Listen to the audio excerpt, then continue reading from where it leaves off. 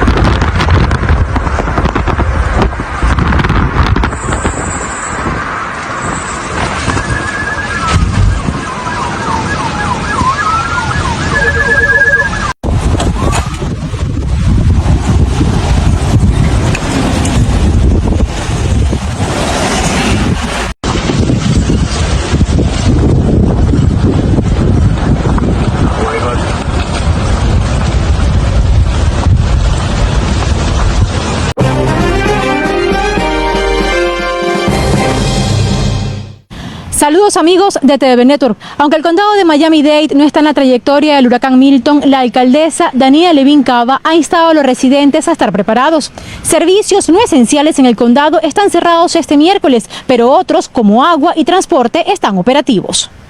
El huracán Milton sigue una tormenta de categoría 4. Esperamos que llegue a la costa oeste entre las 3 y 4 de la mañana. Miami-Dade permanece bajo advertencia de tormenta tropical y alerta de tornado.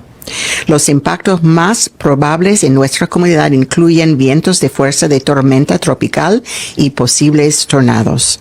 El Centro de Operaciones de Emergencia sigue en el nivel 2 de actividad aquí.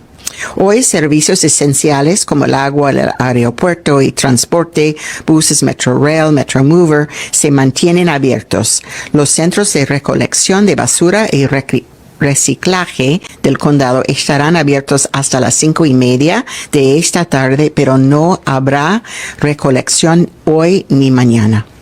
Pero todos los servicios del condado no esenciales están cerrados hoy, miércoles y mañana jueves, incluyendo el zoológico, los parques y las bibliotecas. Ayer anunciamos una evacuación voluntaria de parques de casas móviles. Para más información, por favor, visiten miamidade.gov/Milton. Entre tanto, efectivos de los departamentos de bomberos y de policía de Miami-Dade se preparan para brindar asistencia a otros condados del estado que lo requieran. Así despedimos este avance y les invitamos a estar atentos a la programación de TVB Network.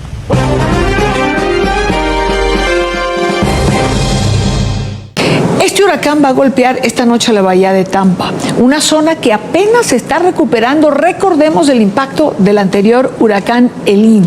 Los meteorólogos han subrayado que el ciclón es grande, probablemente tendrá gravísimas repercusiones. Ojalá y no fuese así. En el lugar de la noticia, José María del Pino, en vivo con nosotros. José, buena tarde. Si es que podemos decir buena tarde.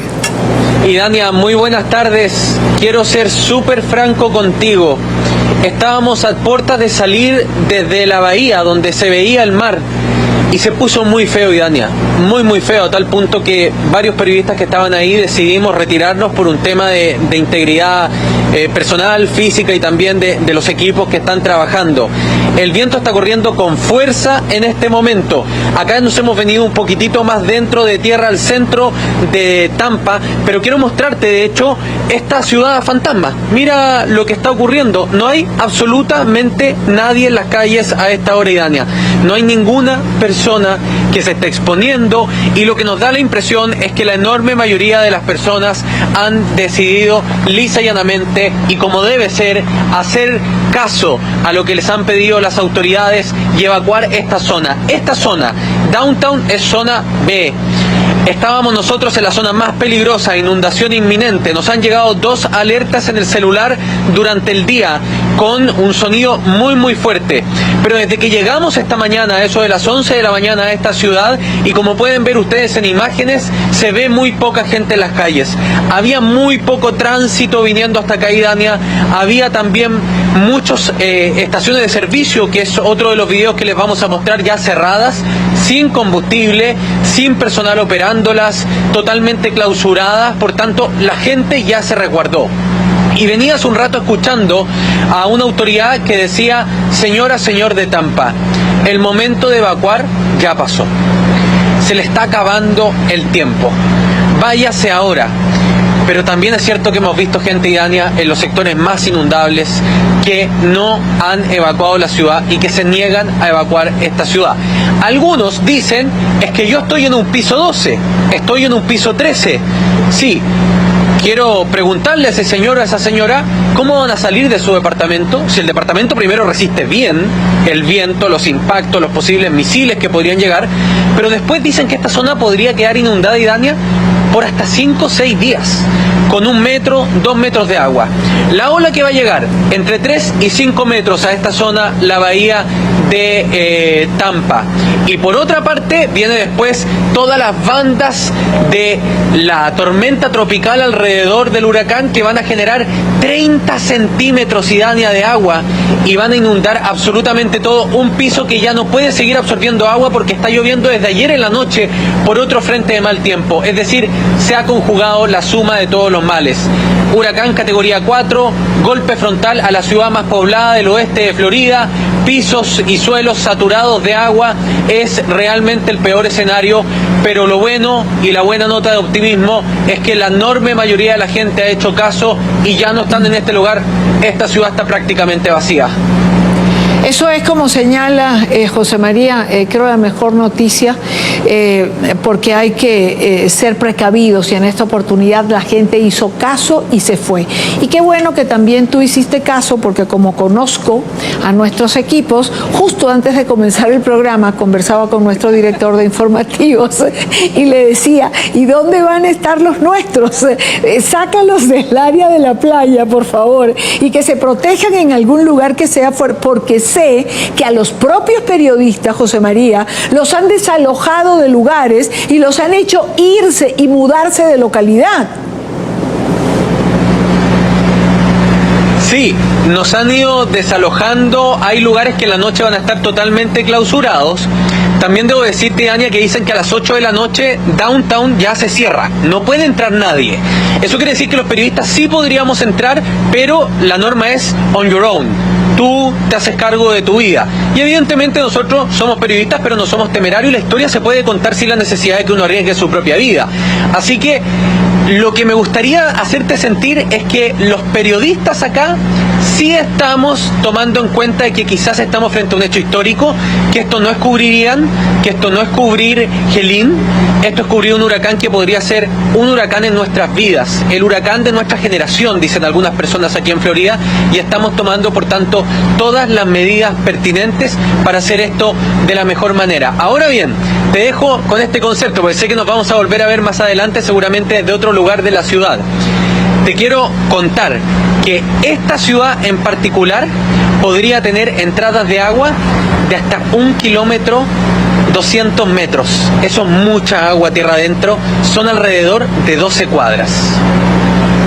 12 cuadras, hay que ver lo que es esa dimensión. Cuídate mucho, más adelante vuelvo contigo como lo teníamos previsto. Mientras tanto, cuídate, por favor.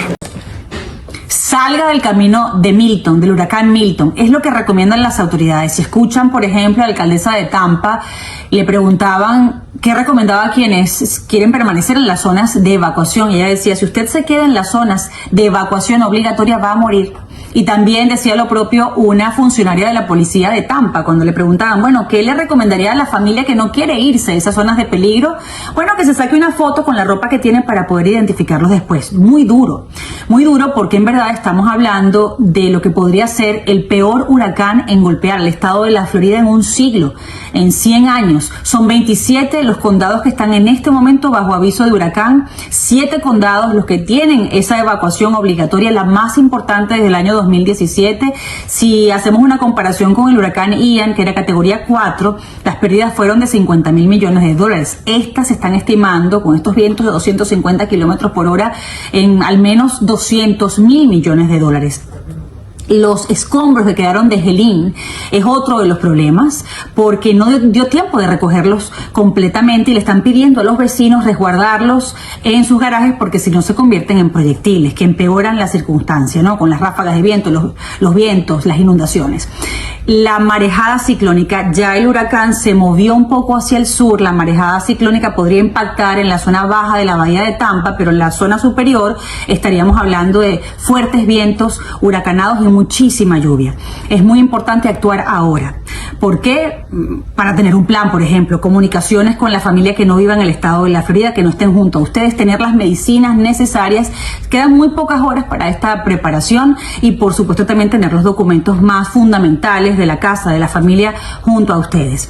Estas son horas cruciales en las que las autoridades no tienen cortapisas para decir las cosas con claridad. Los refugios hay todavía en algunos condados como Pinela, capacidad para recoger, para poder acoger, proteger a los vecinos quienes así lo necesiten, pero es bien importante tomar acción y decisiones justamente en este instante. Vamos a estar reportándoles todos los detalles de cómo vayan avanzando las circunstancias de cara a una fecha crucial que podría ser entre el miércoles a las 10 de la noche y la madrugada del jueves a la 1, exactamente, el momento del impacto en esta zona central del oeste de nuestra península aquí en la Florida.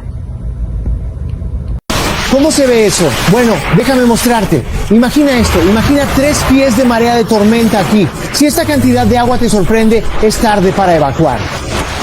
Los coches flotan y se alejan. Hay objetos grandes que podrían derribar cosas con fuerza. No hay manera de evacuar con esta marea, pero habrá lugares con más de 3 pies. Imagina 6 pies de marea de tormenta. Esto inunda los primeros pisos de casas y negocios. La única salida es subir.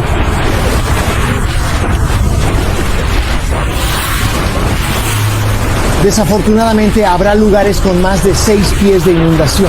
Imagina esto, 9 pies e incluso más de inundación. Esto es prácticamente insuperable. Sigue el consejo de tus autoridades locales cuando te pidan evacuar. Si tienes preguntas sobre tu zona de evacuación, visita floridadisaster.org y por favor, manténganse seguros.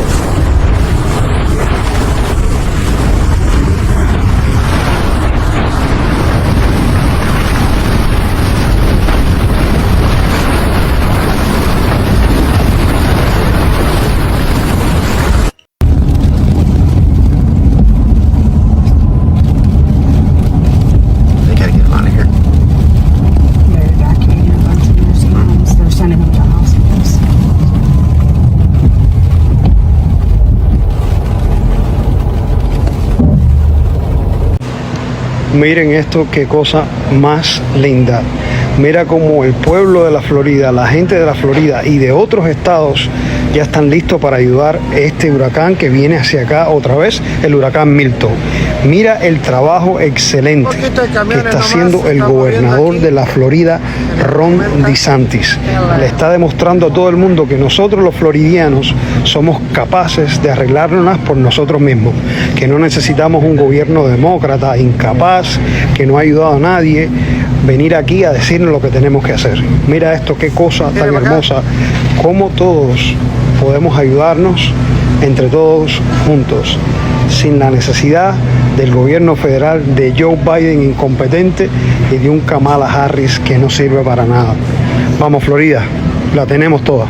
Sabemos que a medida que las horas continúen pasando, va a seguir aumentando la velocidad de los vientos y lo peor se espera durante esta noche y la madrugada del jueves. Obviamente yo me encuentro aquí en el corazón de lo que es la bahía de Tampa. Estamos en el centro de la bahía de Tampa. Atrás mío, ese cuerpo de agua que están viendo es el Hillsborough River, que desemboca justamente en la bahía de Tampa. Es un río emblemático y obviamente también muy peligroso, ¿no? Porque podríamos llegar a ver que los niveles de este río eleven y vamos a ver qué es lo que pueda suceder. Obviamente estamos esperando el toque a tierra, porque el toque a tierra va a ser definido en cuanto a los riesgos que vamos a ver. Obviamente dependiendo de donde toque a tierra este huracán, vamos a ver marejada ciclónica posiblemente de hasta 15 pies al sur del cono de la trayectoria de este fenómeno, pero al norte podríamos llegar a ver algunos de los acumulados más altos. Estoy hablando de casi 18 pulgadas. Y obviamente también no nos podemos olvidar de los impactos de los vientos que vamos a ver. En estos momentos, como bien lo dijiste, es un huracán categoría 4, tiene vientos máximos sostenidos de 145 millas por hora y estuvimos pronosticando que iba a bajar de intensidad. Esto es porque va a interactuar con vientos cortantes y eso va a debilitar al sistema. Sin embargo, lo va a debilitar y sigue siendo un huracán de gran categoría, un huracán categoría 3, es capaz de causar muchísimo daño, tumbar árboles, tumbar palos de electricidad. Estamos preparándonos para el corte de luz porque es eminente y bueno, obviamente no. Hay cosas que todavía no sabemos que van a suceder y esa incertidumbre, porque la verdad que el área de la bahía de Tampa no ha tenido un golpe directo, un impacto directo de un huracán en más de 100 años y esa es la realidad que nos espera. Muchos meteorólogos pronosticando que va a haber un antes y un después con este sistema y eso es la realidad en la que estamos viviendo en este momento. Si no se producen cambios sustanciales en la ecuación de poder, podríamos estar encaminados hacia eso, hacia un régimen de partido único, pero en medio de una situación muy compleja. ¿Qué necesidad tiene el gobierno de establecer una nueva normativa para determinar quién participa o quién no? En la pasada elección del 28 de julio fue candidato que el gobierno permitió, más nadie. Participaron los partidos que el gobierno permitió, más nadie. Con las tarjetas que fueron admitidas a última hora, además, entre gallo y medianoche. Y algunas fueron desadmitidas. Y algunas fueron desadmitidas. Yo creo que hoy María Corina Machado no está sola. Yo creo que hoy María Corina Machado sigue estando siendo emblema y símbolo de un gigantesco descontento popular que más bien ha crecido desde el 28 de julio para acá. Mira, cuando a mí me preguntan, independientemente de que uno no tenga los detalles, ¿cómo estamos hoy? Mira, yo creo que estamos mucho mejor que hace 70 días. ¿Por qué? Porque hace 70 días la mayoría del país que quiere cambio era una presunción, hoy es una realidad constatada. ¿Ven? Entonces, ¿qué hay que hacer? Hay que actuar de tal manera que esa mayoría que quiere cambio sea capaz también de impulsar esos cambios de manera pacífica y de manera funcional. Venezuela se merece hoy un diálogo, tú decías, de una calidad distinta, no estas mascaradas propagandísticas. Venezuela se merece, ¿no?, que esta crisis política. Ask, in your perspective, how did this happen? As I said on my words, we are asking to the government of Canada and the international community in general to recognize Edmundo González Urrutia as president-elect of Venezuela. This action will respect what the majority of Venezuelans said on July 28th presidential election, and at the same time, it will respect what our constitution says. Ask, in your perspective, how did this happen? As I said on my words, we are asking to the government of Canada and the international community in general to recognize Edmundo González Urrutia as president-elect of Venezuela. This action will respect what the majority of Venezuelans said on July 28th presidential election, and at the same time, it will respect what our Constitution says. Venezuela. Yo quiero hoy, con gran indignación, denunciar la cadena de mando del horror de lo que fueron víctimas, al menos 11 menores de edad en el estado Carabobo, que fueron pasados a juicio sin derecho a la defensa por una juez del horror que además les dijo que si aceptaban, se declaraban culpables, la pena sería de 6 años y 8 meses sin beneficios, y si no lo hacían, los condenarían a 10 años de prisión. Es decir, la condena por adelantado ya estaba cantada sobre esos niños, sin derecho a la defensa.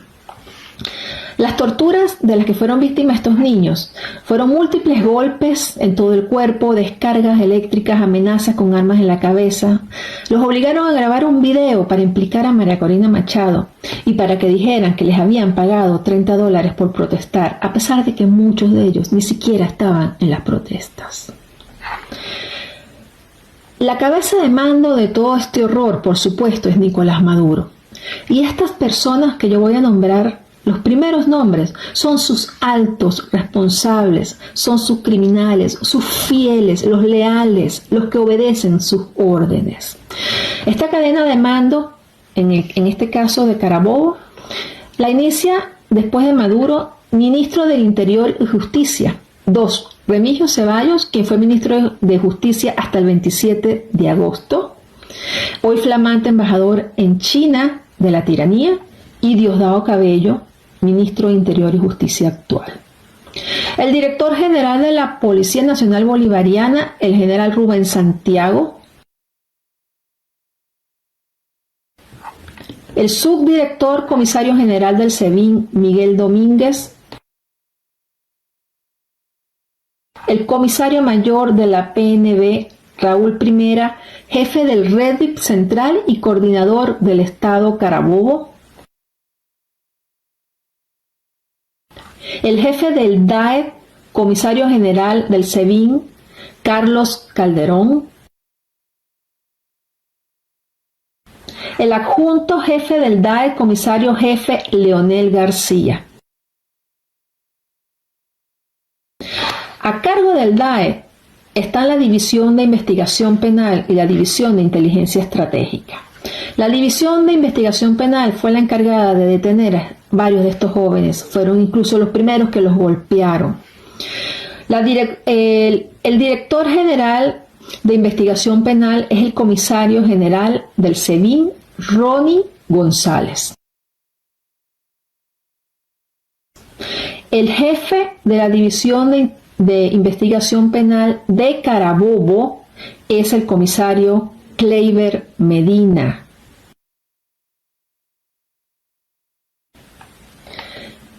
La juez Keidimar Ramos Castillo. A esta juez que fue incapaz como mujer de sentir el dolor de estos niños que narraban estos horrores, menores de edad, que ni siquiera le importa iniciar una investigación sobre las torturas a las que fueron sometidos porque obedece órdenes. A esta juez, a la fiscal 79 nacional, la fiscal del caso Janet Carolina González, y a la defensora pública Kelly Pérez, yo les digo, a ellos, a ellas, que son lo bárbaro de todo esto es que son mujeres. A ellas y a todos los que nombré anteriormente les digo que la justicia va a llegar y que todas esas madres que han llorado lo que les ha pasado a sus hijos y lo que les está sucediendo, incluso han contado que algunos de ellos no quieren seguir viviendo, que quieren suicidarse. A esas familias que están llorando por sus hijos, que le están diciendo al régimen en toda Venezuela que sus hijos no son terroristas, sino que son venezolanos y además son menores de edad, son niños, son los hijos de la patria. A todos ustedes les digo que va a haber justicia nacional e internacional y que ustedes son cómplices de crímenes de lesa humanidad que han ejecutado, han ordenado y han callado dichos crímenes. Porque hay colegas detenidos en este momento con imputaciones de terrorismo. Jessica, terrorismo. O sea, lamentándolo mucho, este tipo de cargos lleva una condena hasta de 30 años. Y el gobierno, el Estado venezolano está aferrado a un poder en donde son ellos quienes dictan sus propias medidas. Aquí no hay un proceso judicial, aquí no hay separación de poderes, aquí simplemente capturan a personas que trabajan en organizaciones no gubernamentales, a periodistas, a políticos, a personas que trabajaron en los centros electorales, a cualquier ciudadano, y lo tildan de fascista, lo tildan de terrorista, terminas preso, terminas incomunicado, y eso es lo que uno analiza de este lado. O sea, estuve 10 años como corresponsal internacional para distintos medios, pero yo me tuve que separar por un mes hasta de mi propio trabajo. O sea, yo tuve que hablar hasta con el medio de comunicación que le estaba haciendo reportes, el no puedo salir a la calle. O sea, ¿cómo yo te hago un reportaje en la calle corriendo el riesgo de que me capturen? Y ahí es donde se toma la decisión. Te confieso que tuve que despedirme hasta de mi padre por videollamada. Yo salí de Venezuela y no me pude despedir de mi padre. Me despedí de él por una pantalla. Ni siquiera mis abuelas sabían que yo iba a salir de Venezuela. Y unas cuantas semanas después de yo haber llegado aquí, te puedo decir que hasta mi abuela materna falleció. No pude acompañar a mi familia en un luto. Estoy exiliado, estoy roto, estoy separado de mi familia, estoy tocando puertas para comenzar a trabajar porque ahora es un contexto distinto. Ahora estoy en un país en donde yo tengo que buscar la manera también de comer, ¿me entiendes? Y separarme de mi familia y ni siquiera poder vivir un luto es lo más doloroso que me ha tocado vivir esto. Y eso era lo que te quería preguntar ya para ir cerrando la entrevista, Luis. ¿Cómo está Luis Gonzalo hoy, 9 de octubre, después de todo esto que has relatado? Estoy en una montaña rusa de emociones.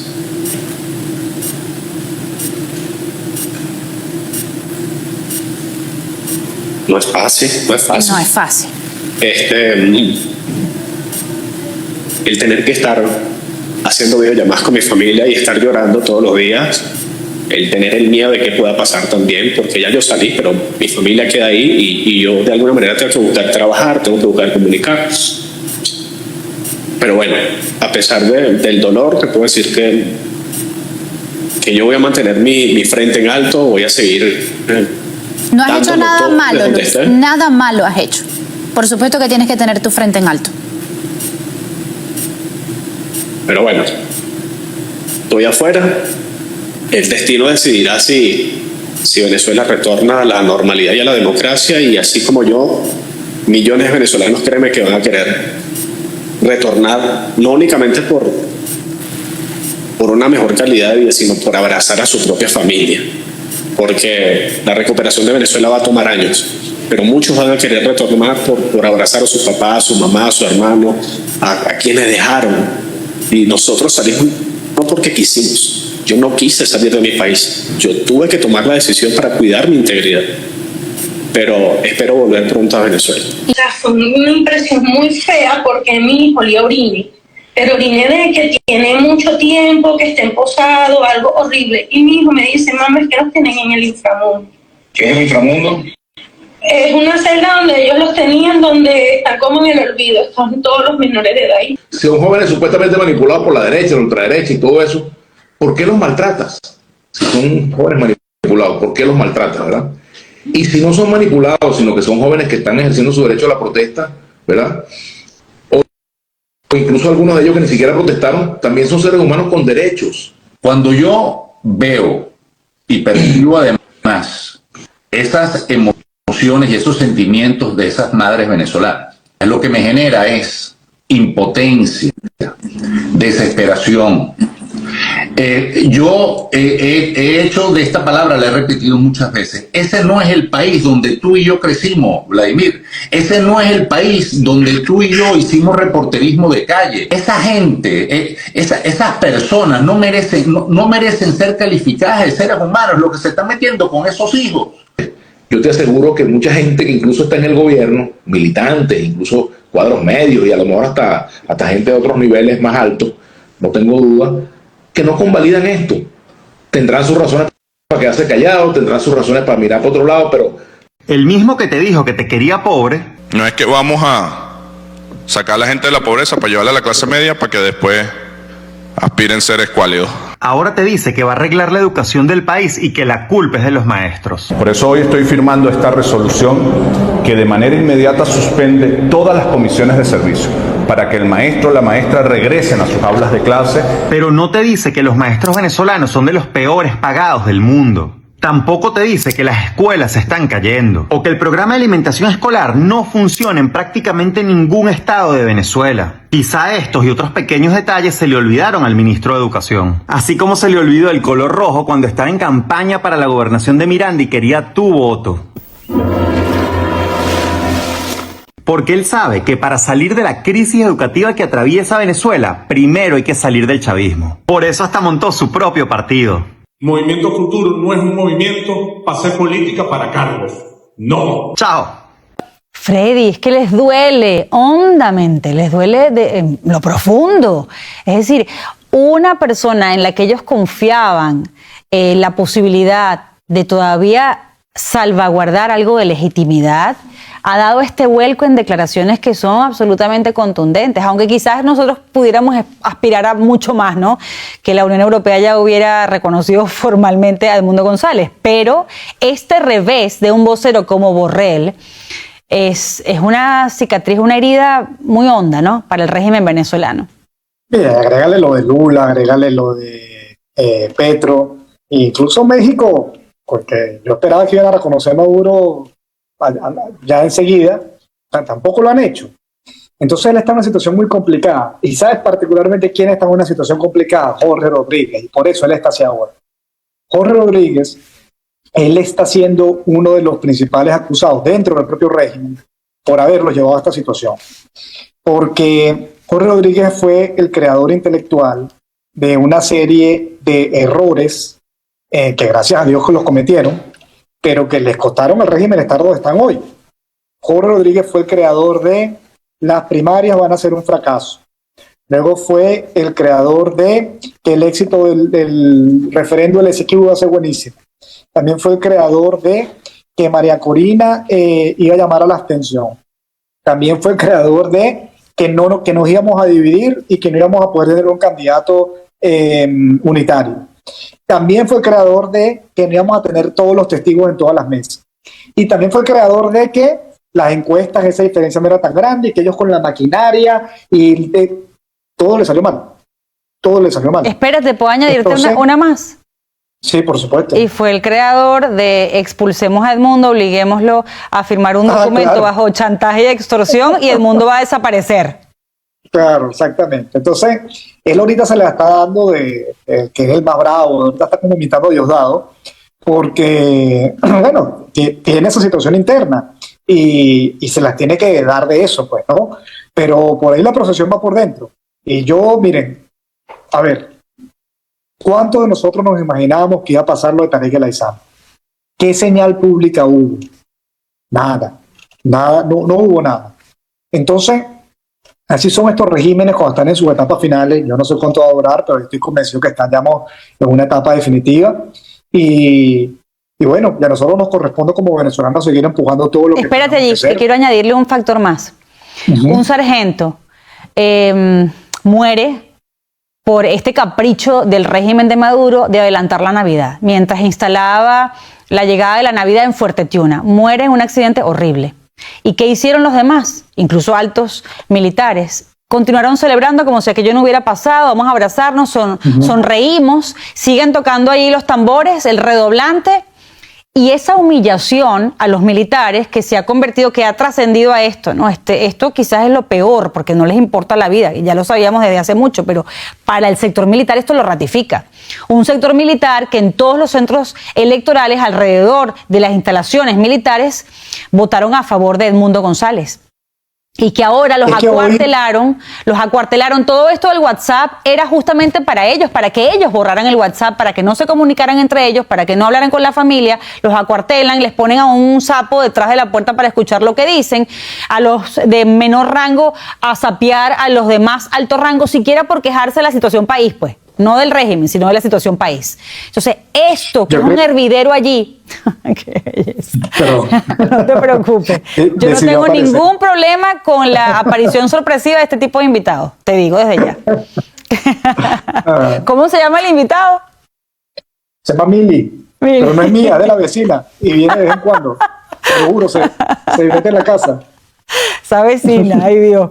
Pero yo siento, no sé si lo ves igual, pero siento que hay ahora como esa inconformidad que sabemos expresaron los militares el 28 de julio, más la inconformidad de la gente. Aquí cuando se le da un mensaje a los militares, no es a que sean disruptivos, no es a que violen ninguna norma, más bien quien dio el golpe de Estado es el régimen. Ellos estarían recuperando el orden constitucional. Al principio del 28 de julio se les pedía no hacer nada, pero ahora la gente está esperando más de sus militares, ¿no, Freddy? No, y yo creo que cambió un poco, a ver, porque hay una nueva evidencia, ¿no? Antes del 28 de julio, nosotros teníamos dudas de cuál era el rol de los militares, y muchos decíamos que Maduro se sostenía sobre la Fuerza Armada. Yo creo que ya hoy eso no es así. Hoy se sostiene sobre el DGCIM. Exacto. El DGCIM es lo que está presionando y persiguiendo a los militares para que no se le levanten a Maduro. Eso es lo que está ocurriendo realmente. Entonces, aquí incluso tienes hoy una mayoría, y yo sé que muchas personas dicen, no, pero es que los militares, que todo lo malo que queramos decir, pero la verdad es que hay una gran cantidad de presos políticos militares que han intentado hacer cosas para rescatar la democracia. Y hoy todavía, en la Fuerza Armada, ellos también están siendo perseguidos por el DGCIM. Y es que el presidente de la República, Nicolás Maduro, sostiene una reunión con el secretario general de la OPEP, Haitham Al-Gais, como parte de su visita a nuestro país. Vemos en las imágenes el saludo fraterno de cordialidad que muestran ambas autoridades, mientras que discuten el panorama actual del mercado energético internacional y el desarrollo de los estatutos de la OPEP Plus y las expectativas del mercado de los hidrocarburos. Acompañan a esta reunión la primera combatiente, la doctora Cilia Flores de Maduro, el presidente de PDVSA, Héctor Obregón, Eduardo Ramírez, viceministro de Integración y Asuntos Internacionales de PDVSA, y Ronnie Romero, vicepresidente de Asuntos Internacionales de PDVSA. Tenemos que ir a la revolución de la calidad, de los contenidos, de los valores, de la pedagogía, de la metodología. Una revolución cualitativa en la educación venezolana. Y eso solo se puede hacer con los profesores, las profesoras, los estudiantes, involucrando a toda la comunidad educativa e involucrando a nuestro pueblo. Quiero también, firmar un punto de cuenta que me tenían aquí, porque ya para terminar esta jornada bonita de la gran misión,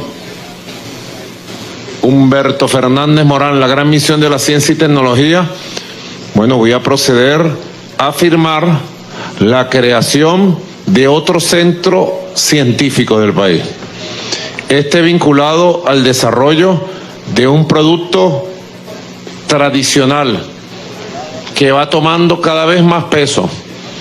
Se trata del Centro Nacional de Investigación, Desarrollo e Innovación del Cacao Venezolano, CENIDIT, y procedo a designar a la profesora Carmen Yaritza Camejo Aponte como presidenta del CENIDIT.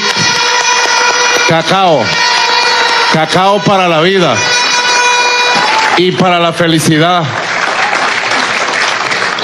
Estas personas deberán cambiar su estatus antes de que venza su parol, o si no, deberán salir de Estados Unidos o serán puestas en procedimientos de deportación. ¿Con qué opciones cuentan estos migrantes, especialmente los venezolanos, para cambiar su estatus y poder seguir de manera legal en Estados Unidos cuando se acabe el periodo autorizado por el parol? Lo vamos a conversar con quien es abogada, especialista en migración, María Montoya. Bienvenida, buenas noches. Buenas noches, Gladys. Gracias por la invitación. A usted, gracias por estar estos minutos para orientar a la audiencia, quienes en este momento están contando con esa medida de protección parol y se preguntan, ¿y entonces a qué puedo yo recurrir, ¿no?, como opción para quedarme en este país de manera legal una vez venza?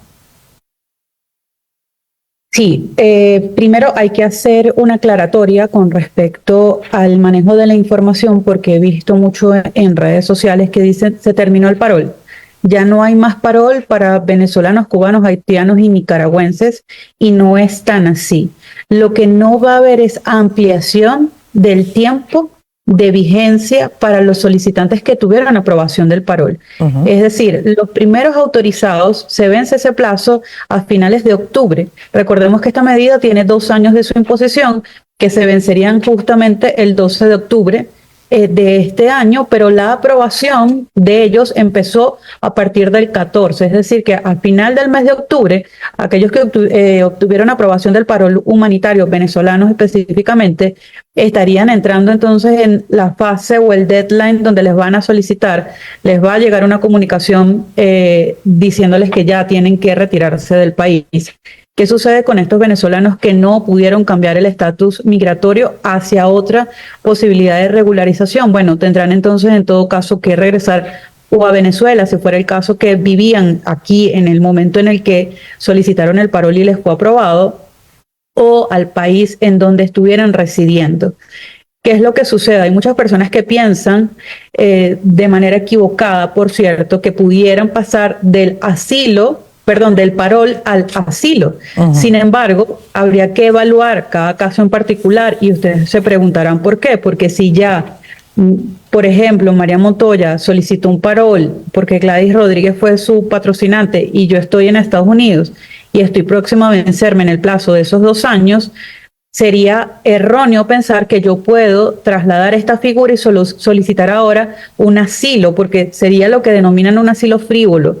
¿Cómo yo puedo hacerle ver al Estado americano o comprobar que hay un miedo creíble sobre mi estatus en mi país si ya tengo 2 años fuera de él?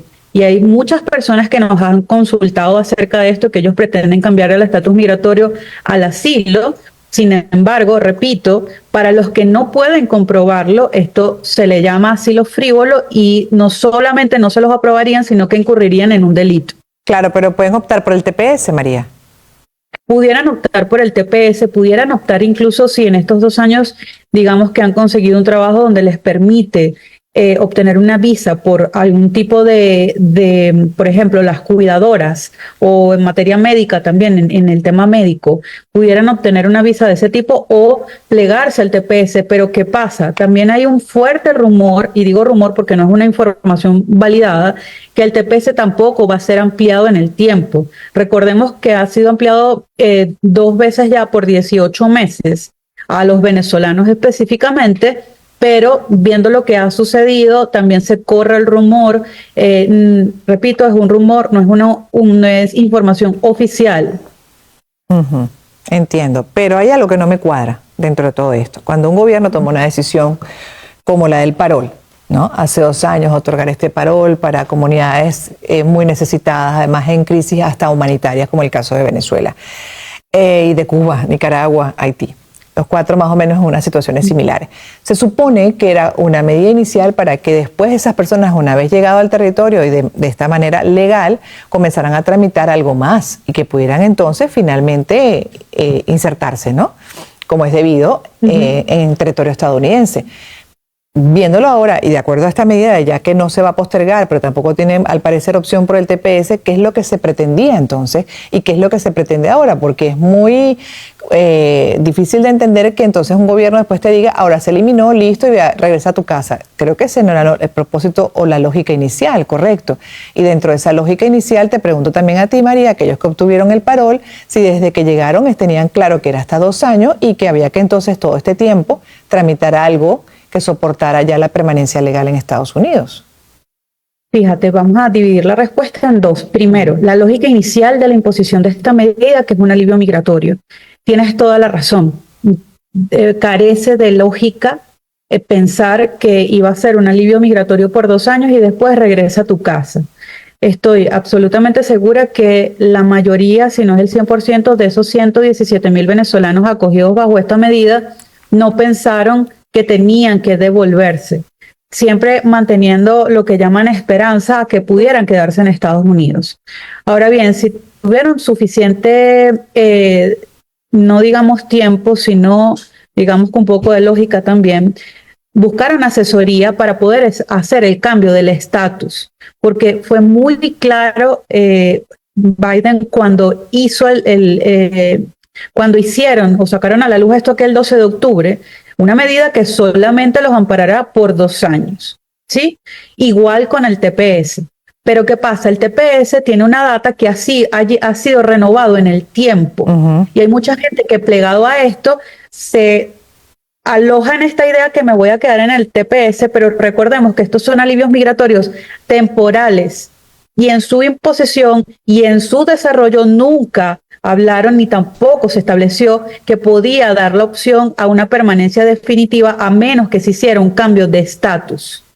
Hay muchas personas que no lo saben y pareciera inverosímil decirlo, pero que no lo saben, que la medida solo iba a durar 2 años y seguramente volvemos al tema de pensar de forma errónea que iban también a tener una ampliación en el tiempo como fue con el TPS. Exacto. Hemos visto cómo ha cambiado en el tiempo lo que ha sido, por ejemplo, el parol estuvo detenido en la aprobación del permiso de viaje por una revisión de las solicitudes, no digamos específicamente por los venezolanos, sino que los patrocinantes que están en Estados Unidos pudieron prever DHS que muchos casos lo solicitaba Gladys Rodríguez, solicitaba 10 personas diferentes, no teniendo un ingreso suficiente como para soportar la carga. O algunas otras personas con menos escrúpulos incluso utilizaban los datos de personas fallecidas para hacer solicitudes de beneficiarios del parol. Esto llevó a que pues apretaran más la medida, solicitaran más recaudos. Ahora el solicitante del parol, el sponsor, tiene que ir a poner la huella digital para validar que sí es la persona que efectivamente está viva, vive en Estados Unidos, cumple con todos los recaudos, no está incumpliendo, no está generando un ilícito, para poder aprobarlo. El parol no está suspendido, va a seguir funcionando, van a seguir otorgándolo, digamos, hasta que no se diga lo contrario. Exacto. Pero lo que sí es cierto es que no va a haber una extensión de plazo.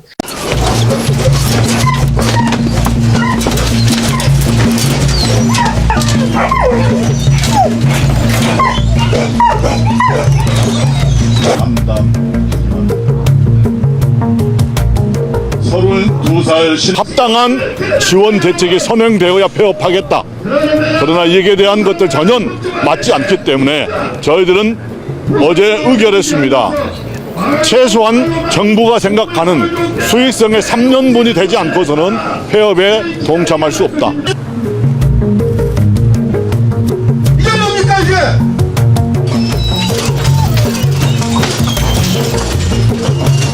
입양할 수 있는 건 최대한 입양을 하게 할 거고, 그 다음에 자연적으로 자연사하는 경우는 그렇게 나올 것이고, 마지막에 남는 마리수가 얼마가 될 건지 그거는 이제 3년이 지나봐야 저희들이 알 수가 있을 것이고, 그때까지 저희들이 이런 상황에 맞게 어떻게 처리할 건지를 준비를 할 계획입니다.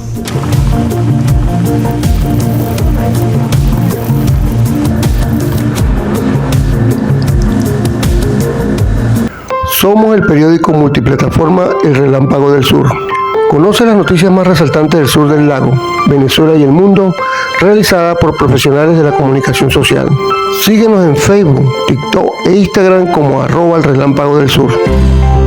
Y en YouTube y X como @ChanLozanoTV. También te puedes unir a nuestros canales de noticias en WhatsApp y Telegram.